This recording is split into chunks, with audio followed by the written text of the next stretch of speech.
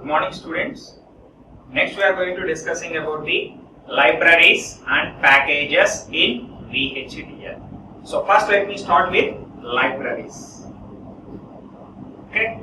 So while coming for that, a VHDL library is a place where VHDL compiler stores information regarding that particular project design.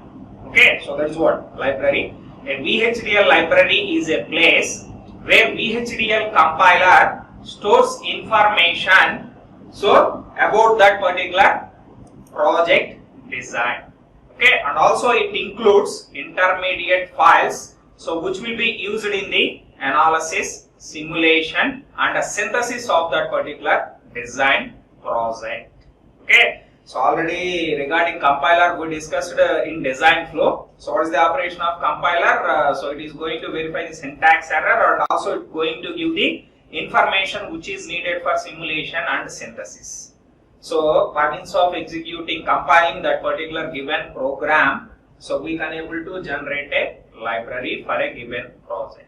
That's what, considering all those, so we can able to say that a VHDL library is a place where the VHDL compiler stores information regarding the design project. It also includes intermediate files which will be used for the analysis, simulation and synthesis of that particular project design. So that is what initially VHDL library, nothing but. So while you are coming for, if you want to design any particular project, okay, so initially that particular VHDL compiler is going to generate a library which we can able to call it as work. Okay, so by default, whenever you started a project, initially that VHDL compiler is going to generate a work library within that particular project design. That means, let be, as we discussed previously, I considered once again the example of 4-bit triple carry adder. Okay, so in 4-bit triple carry adder, how we are going to construct it? Within 4-bit triple carry adder, internally it consists of 4 full adders, and within each full adder it consists of 2 half adders and 1 OR gate, and within each half adder it consists of XOR gate and AND gate. Okay, so anyway, while we are writing coding, so we have to go from the low level. That means first we are supposed to write code for the XOR and AND, then half adder, then full adder, then from that 4-bit triple carry adder. So that is the way we are going to follow while we are developing the code. Okay, so in VHDL, so because of that, if you consider that particular example, so first of all we have to, so our intention is to design a 4-bit triple carry adder. Okay, so for that the low level module which was I am supposed to design is, the first one we are supposed to consider is, so half adder, that is nothing but the XOR gate and AND gate. So these two are the low level modules. First I am supposed to design that particular one. So let it be, so that 4-bit triple carry adder project, if I start with that particular XOR gate. Okay, so once if I write code for that particular VHDL, okay, VHDL code if I develop for that particular, okay, XOR gate, and once if I apply that particular one as input for the compiler, VHDL compiler, then VHDL compiler is going to store the information regarding that particular XOR gate within the work library. So initially you don't have any work libraries. So immediately if I started a project and within that if I write code for the first module, in this particular case I developed the first module in this particular 4-bit triple carry adder project is so XOR gate. So once if you developed that particular XOR gate and gave it to as input for the VHDL compiler, so what it will do, immediately it generates a library, call it as work by default. Okay, and within that particular work it stores the information regarding that particular XOR gate. And after that, suppose if you consider the next module, so which is AND, because for half adder it consists of XOR and AND gate. So next if I consider an AND gate. Okay, so while coming for that particular AND gate, so we are supposed to write once again VHDL code and once again we have applied as input for the compiler. So compiler is going to compile immediately, it stores the information of that particular AND gate within that particular work library. So because of that it stored all this information within work library. What happens next if I am supposed to realize somewhat higher module? So because at present I realized XOR gate as well as AND gate. Next, my intention is to realize the half adder. So while you are realizing half adder, once again no need to mention the functionality of that particular XOR and AND. So I already previously defined. So those two modules are compiled with VHDL compiler. So whatever information it consists of, that was stored in the work library. So because of that, so whenever I would like to design half adder, so directly I can able to call those XOR and AND gates. Okay. So anyway, while we are calling that particular one by means of entity, we can able to call it. So that's what we discussed. Structured programming, entity declaration and architecture definition. So if this functionality is required in higher modules, okay, small logic circuit functionalities are required in higher modules, just we are supposed to call that particular entity within that particular one. So because of that, in this particular case, so I realized XOR and AND gate, I compiled, so that information was stored in work library. So because of that, while you are designing half adder, instead of writing once again XOR and AND gate operations, simply I can able to call those entities within that particular half adder. So while half adder I applied as input for the VHDL compiler, at that time what happens? So whatever the information it requires, such as a half adder and AND gate, so which already stored, okay, information regarding those two modules are stored in work library. So because of that, whenever this particular half adder is going to execute, it will get information from those work library itself. So because of that, so that is the use of library. Okay, for a design project. So whenever you execute any particular module, all that particular information will be stored in the library, and whenever higher modules requires that particular operation, we can able to access directly from that particular work library. So that is what the importance of having that particular library. Okay, so because of that only we can able to maintain the hierarchical nature. So in the first class itself I mentioned that so hierarchical nature, that is nothing but from top to bottom or bottom to top, anyone you can able to consider, either from 4-bit triple carry adder to XOR and AND gate, or XOR and AND gate to 4-bit triple carry adder, from top to bottom or bottom to top, anyone you can able to consider. So that hierarchy nature we can able to get because of these particular libraries. Okay, so because of the presence of library and that particular environment seems to be like that, because of that we can able to achieve the hierarchy nature. So this is the important thing you need to remember.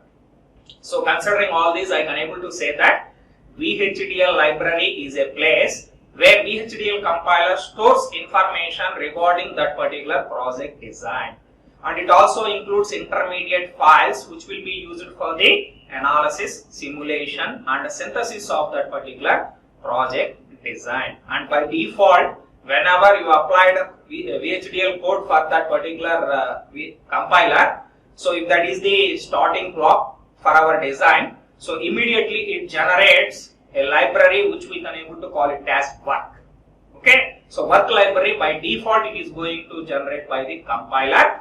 So whenever we generated the VHDL code for the first module and applied as input for the VHDL compiler. So this is what regarding that particular introduction. Okay, so this term you are supposed to remember. Work library by default it is going to generate. Okay, then so after that, so let it be in some of the cases, so where some of the modules operation I can able to get from the other project designs.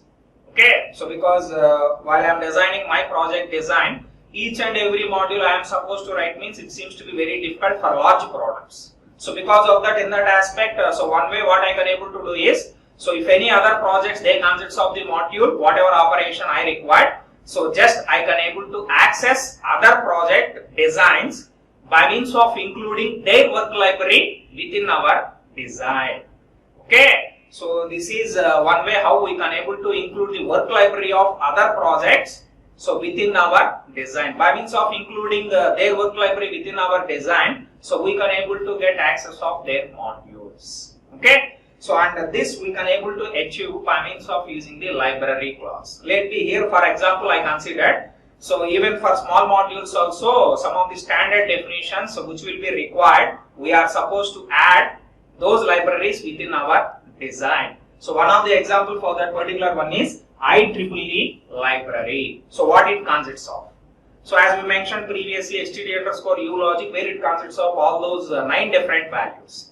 So for all those values, so what are all the definitions for those values? What it means actually? So all those things, and also predefined types that we have, and or like operators what we discussed, Boolean operators, and or XOR, XNOR. We are using that particular keyword, predefined word. So but the definition of all those keywords will be defined within that particular IEEE library only. So if you want directly that particular functionality without mentioning any, so once again without writing once again the code for that, directly I can able to use AND operation means, so I have to include that particular IEEE library within our design project, that too at the starting of the program. So because of that, including such type of libraries we can able to achieve by means of using the library clause. Okay, using of this particular library clause, so we can able to include any external libraries within our project. So the syntax for that particular one is, so here my intention is to include the IEEE library because of where it defined the functions of AND, OR, NAND, NOR, XOR, XNOR, and also, so what are all the definitions for all those std_u logic 9 different values. So like that all are defined, predefined within that particular IEEE library. So if I want to include all those within my design project, then obviously we are going to add by means of considering the library clause. So here this is the syntax for that. It starts with the keyword library, okay, then IEEE. IEEE I am supposed to add. So in that regard, library IEEE. So like this statement we are supposed to mention at the starting of the program. By means of that I can able to access whatever definitions that are going to present within that particular IEEE. Okay, and in general, so as I mentioned, suppose if you start the XOR operation and compile it, immediately it generates a work library, and whatever work, okay, so work library that we have, so we are not supposed to explicitly represent that particular one within our design because of whatever in our design project, whatever work library it consists of, it implicitly declared.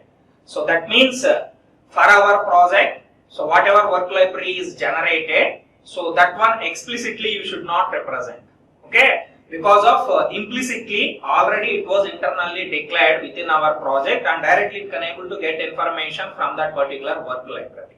Okay, so because of that our own work library, so there is no need to specifically mention within our program. But if you want to get so modules operation from the external projects, okay, such as IEEE or any other external projects, then we are supposed to add those by means of mentioning a library clause. In this particular case, library IEEE. In any other project, if I am going to consider, so that work I have supposed to call library work.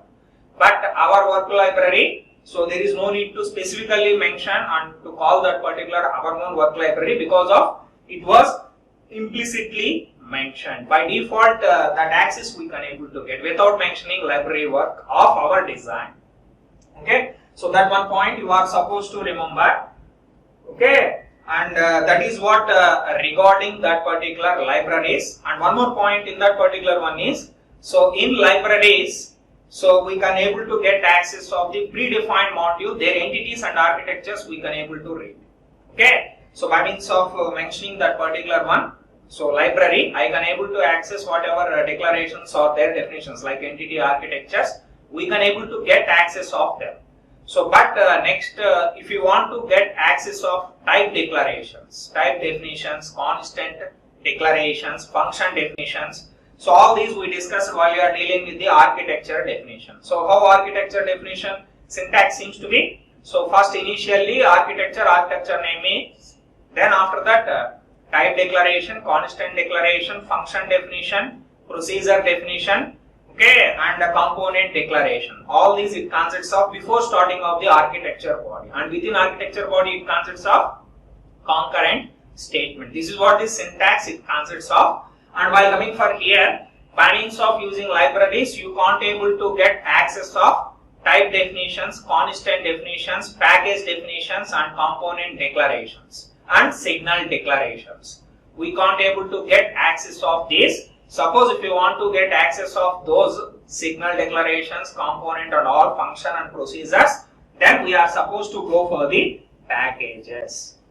Okay, by means of using packages, if you define within that particular package, if you define that particular signal declaration, constant declaration function, procedure and component declarations, then wherever I suppose to insert that particular package in that particular environment, I can able to use all those type declarations and constant, function and procedures.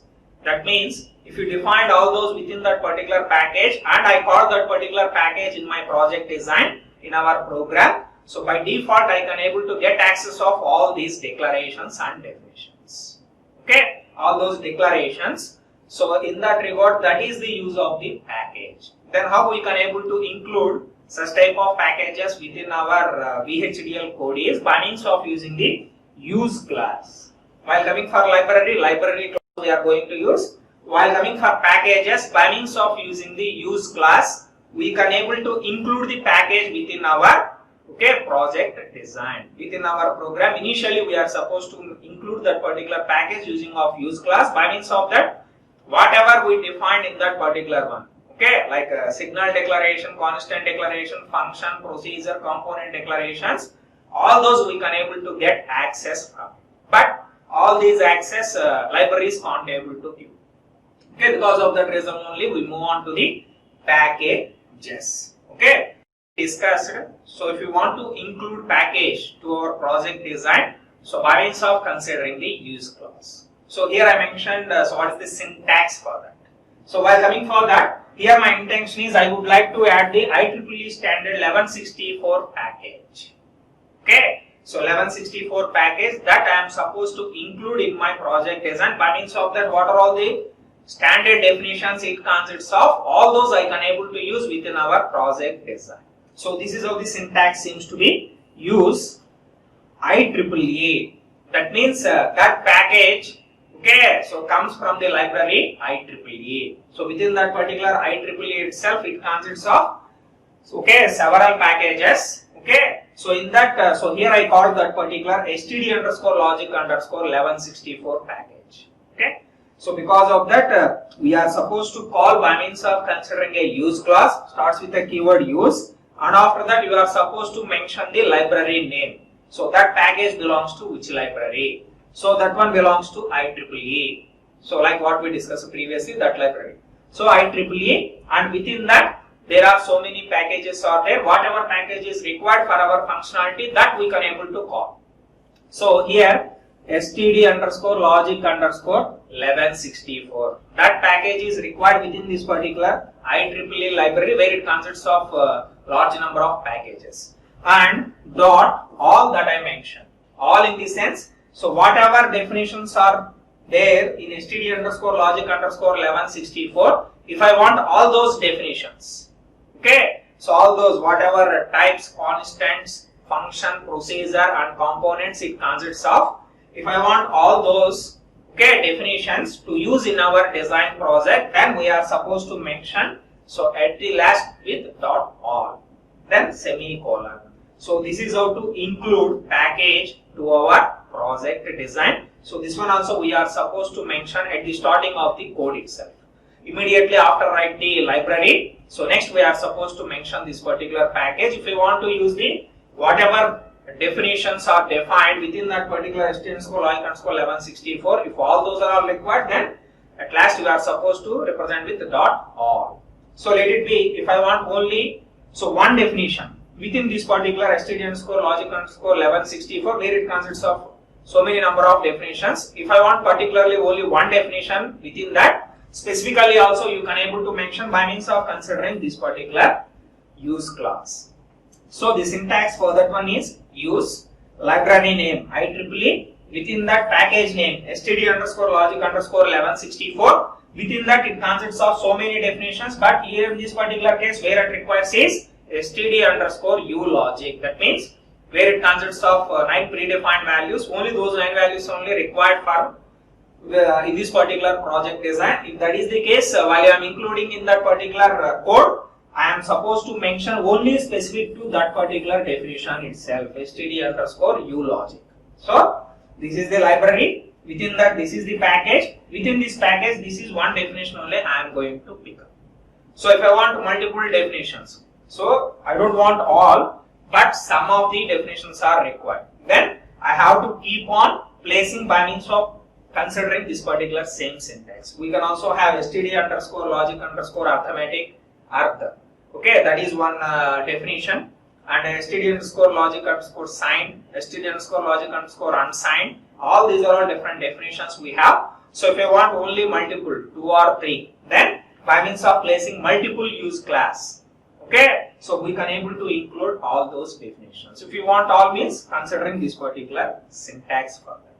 So this is how to include package by means of using the use class and by means of including that particular package within our design project. So we can able to get access of type, declarations, constant declaration, function, procedure, component, all these declarations we can able to get it. Okay, so we will look at the syntax of that particular package. So this is how the syntax of a VHDL package seems to be. Okay, it starts with a keyword package, then package name. So package name is user defined identifier. As per our wish, whatever we are declaring inside, based on that we are supposed to give that particular package name. And also it consists of predefined packages. Okay, but also user also can able to develop this particular package. So to develop user itself, this is the syntax they need to follow. While coming for package name, user defined identifier, and is a keyword. Then so before package body, so all these are all we can able to call them as global signals. So whenever I call this particular package in our project design, so we can able to get access of all these type declaration, signal declaration, constant declaration, component declaration, function declaration, procedure declaration. Previously in architecture, where before architecture body we mentioned the function definitions and procedure definitions. But here, because of all these are all global, anyone can able to access. We are not going to mention any functionality in this particular one. So here we are going to mention only declaration part. The declaration part nothing but, so it consists of that component, if you are considering that component name or function name, and it inputs and outputs. Okay, only that information only it consists of, but the internal operation it does not consist. So because of, so here package, where it consists of in between package and package body, whatever it consists of, all these are all the global signals. Wherever you call this particular package in any project design, so all these we can able to access. So because of that only we can able to consider them as global signals. And after that, so end package name. Okay. Once all these declarations are completed, we can able to end that particular package name, and package body starts with the keyword package body. Okay, and package name same as that particular one is, so here package name must be same as that particular, then only we came to know this package body belongs to that particular, so whatever we generated package previously. Okay, so within that, so once again type declarations, constant declaration, and function definition, procedure definition.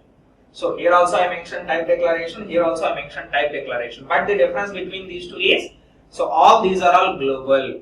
But while coming for whatever I mentioned within this particular package body, so those are all comes under local. Okay. So because of these, so outside designers they can't able to modify. So because of that function definitions, all those are all going to mention within that particular package body itself, and all these are all local to that particular package. So we can't able to get external designers, they can't able to get access of all these, only they can able to get access of these, because of all these are all global signals. Okay. And finally we are supposed to end that particular one with end package name. Okay. So this is what the syntax of package, and which will consist of predefined packages, as well as user also can able to develop packages by means of considering this particular syntax.